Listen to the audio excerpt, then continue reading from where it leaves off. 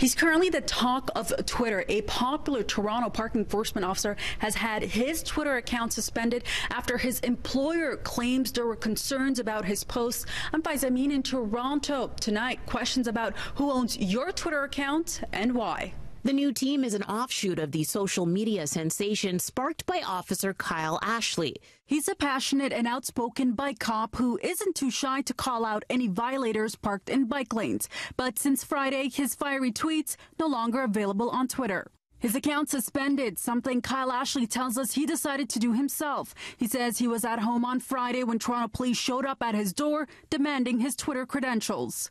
Since then, an outpouring of support from members of the public, cycling advocacy groups, and even city councillors, many asking what's behind this suspension. Toronto police tell us the following in an email statement. While he has done some excellent work highlighting bike lanes, there have been some ongoing concerns about some of the postings on his account. Those concerns have escalated. We felt the most appropriate thing to do was to suspend temporarily his Twitter account while we look into those concerns. While that's going on, we will not go into any further detail. Who owns the Twitter account? Is it you or your employer?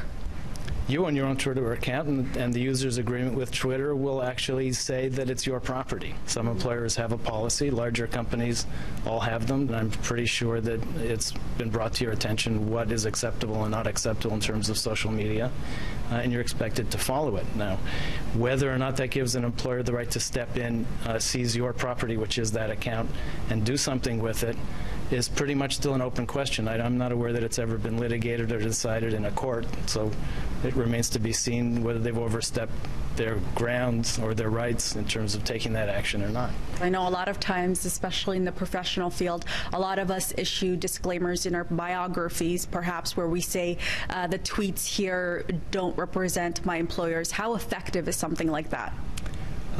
It's only as effective as a court will decide. It's not an automatic protection to say, you know, this doesn't represent my company's opinions, it's just mine.